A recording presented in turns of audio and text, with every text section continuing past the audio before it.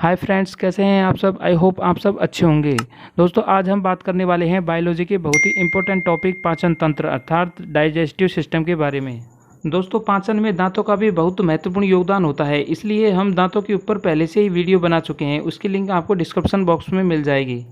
दोस्तों, कई तंत्र मिलकर अर्थात कई अंग मिलकर भोजन को पचाने का काम करते हैं, उसे ही हम पाचन तंत्र कहते हैं। अब दोस्तों, इन सभी अंगों के बारे में हम एक एक करके डिस्कस करेंगे, वो भी फुल डिटेल्स के साथ। तो फ्रेंड्स, इस प्रकार से आज की वीडियो स्टार्ट करते हैं।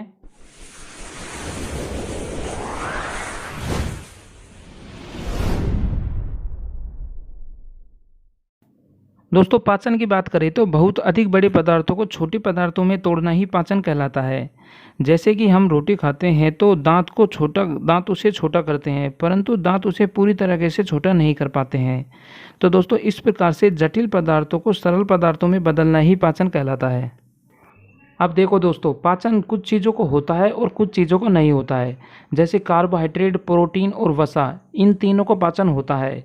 जबकि विटामिन, जल और खनिज लवण, इनका पाचन नहीं होता है, क्योंकि ये बहुत छोटे छोटे पदार्थ होते हैं।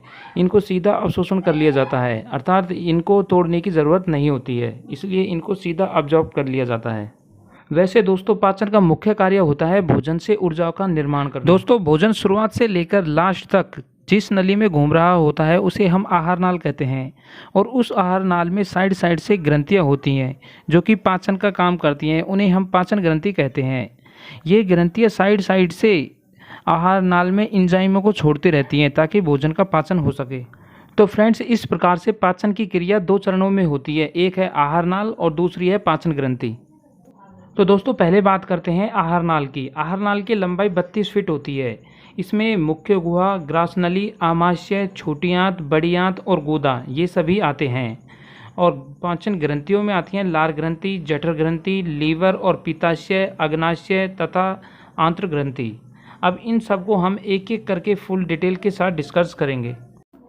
दोस्तों, हम पाचन तंत्र को आहार नाल के हिसाब से डिस्कस करेंगे। जैसे जैसे पाचन ग्रंथि आएंगी उनको भी हम फुल डिटेल के साथ डिस्कस करते चलेंगे, क्योंकि आहार नाल शुरुआत से लेकर लास्ट तक होता है और बीच बीच में ही इनमें पाचन ग्रंथियाँ आती हैं, इसलिए हम आहार नाल के हिसाब से ही डिस्कस करेंगे।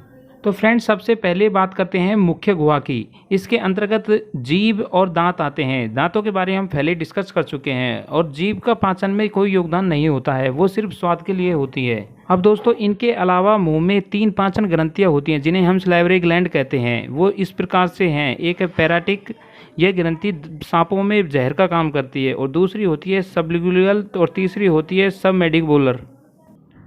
दोस्तों, मानव शरीर में लगभग प्रतिदिन 1 से 1.5 लीटर के बीच में लार बनती है, और लार हमारे शरीर के लिए बहुत ही ज़रूरी अर्थात इम्पोर्टेंट होती है। जैसे कि लार में 4 प्रकार के एंजाइम होते हैं, उन सबको हम एक एक करके डिटेल के साथ डिस्कस करने वाले हैं। तो दोस्तों, सबसे पहले बात करते हैं लाइसोसोम की। लाइसोसोम कीटाणुनाशक होते हैं। जैसे हम बिना हाथ धोए खाना खा लेते हैं तो हमारे हाथों में बहुत सारे जर्म्स अर्थात कीटाणु होते हैं, और वो हमारे शरीर के अंदर जाने लगते हैं। उन कीटाणुओं को मारने का काम लाइसोसोम करता है। इसीलिए दोस्तों, छोटे बच्चों में लार बहुत अधिक बनती है, क्योंकि छोटे बच्चे कुछ भी मुंह के अंदर ले लेते हैं और उनमें कीटाणु चले जाते हैं। उन कीटाणुओं को नष्ट करने के लिए छोटे बच्चों में लार बहुत ज़्यादा बनती है। अब फ्रेंड्स, बात करते हैं टाइलिन और डाइस्टेज। ये दोनों दोस्तों स्टार्च को पचाने का काम करते हैं। स्टार्च दोस्तों को कार्बोहाइड्रेट का ही एक रूप होता है। अब फ्रेंड्स, बात करते हैं म्यूकस की। म्यूकस भोजन को चिपचिपा बना देता है। जैसे दोस्तों, हम भोजन ग्रहण करते हैं तो वह बहुत हार्ड होता है, इसलिए वो आहार नाल को नुकसान पहुंचा सकता है। इस कारण से म्यूकस उसे चिपचिपा या गीला कर देता है, और मुलायम होने पर वह भोजन आहार नाल में होकर आसानी से चला जाता है। अब फ्रेंड्स, बात करते हैं ग्रास नली की। दोस्तों, ग्रास नली की लंबाई लगभग 25 सेंटीमीटर होती है। इसमें पाचन की प्रक्रिया नहीं होती है। दोस्तों, इसका मुख्य कार्य होता है भोजन को धकेलना। जैसे दोस्तों, हम भोजन करते हैं तो वह हमारे आहार नाल में होकर से गुजरता है। अब आहार नाल में वो भोजन सीधे मुंह से पेट में या आमाशय में नहीं जाता है, वह धीरे धीरे भोजन आमाशय में जाता है, उसे ही क्रमानुकुंचन कहा जाता है। अब दोस्तों, हमारा नेक्स्ट पार्ट है आमाशय अर्थात स्टमच। दोस्तों, भोजन सबसे अधिक समय तक आमाशय में ही रहता है, लगभग 4 घंटे तक। इसके 3 भाग होते हैं, एक होता है कार्डियक, दूसरा होता है फैंडिक और तीसरा होता है पाइलोरिक। दोस्तों अगर कोई पूछ ले कि हम भोजन करने पर सबसे अधिक समय तक भोजन कहाँ पर रहता है, तो हमारा राइट आंसर होगा 4 घंटे, अर्थात आमाशय में 4 घंटे तक भोजन रहता है। अब दोस्तों आमाशय के 3 भाग होते हैं, कार्डियक, फांडिक और फाइलोरी। इन सबको हम एक एक करके डिस्कस करेंगे। अब दोस्तों सबसे पहले बात करते हैं कार्डियक की। यह आमाशय का सबसे ऊपरी भाग होता है। दोस्तों इसी भाग में HCl का निर्माण होता है। HCl का pH मान लगभग 2 होता है, अर्थात यह बहुत ज़्यादा अम्लीय होता है।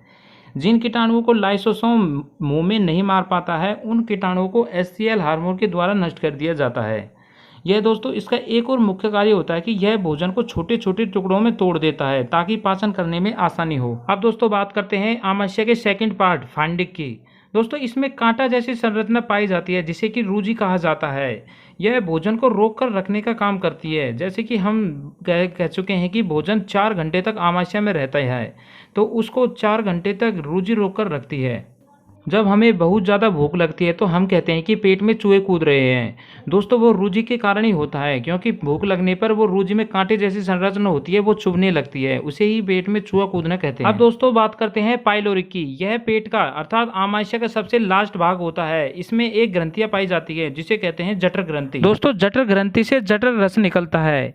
जठर रस 2 एंजाइमों से मिलकर बना होता है, एक होता है रेनिन और दूसरा होता है पेप्सिन। दोस्तों सबसे पहले बात करते हैं रेनिन की। रेनिन दूध से दही बनाता है और पेप्सिन होता है वह प्रोटीन को तोड़कर पेप्टोन में बदल देता है। दोस्तों आप सोचते होंगे कि भोजन करने के बाद हमें नींद क्यों आती है, तो दोस्तों इसका मुख्य कारण यह है कि जब भी कोई चीज़ वर्क करती है तो उसको बहुत ज़्यादा एनर्जी की ज़रूरत होती है। तो जब हम खाना खाते हैं तो एनर्जी की सबसे ज़्यादा ज़रूरत पेट को होती है और वह चारों तरफ से एनर्जी को खींच लेता है और ब्रेन से भी वह एनर्जी को खींच लेता है। इसलिए ब्रेन को सुस्ती आने लगती है और यही कारण हमारे नींद का होता है। दोस्तों एक और इम्पोर्टेंट बात, जैसे कोई महिला प्रेग्नेंट है तो हम कहते हैं कि उसके पेट में बच्चा है, परंतु दोस्तों पेट में बच्चा नहीं होता है, क्योंकि पेट में HCl होता है जो कि बहुत ज़्यादा अम्लीय होता है। अगर पेट में बच्चा होता तो HCl उसे जलाकर राख कर देता।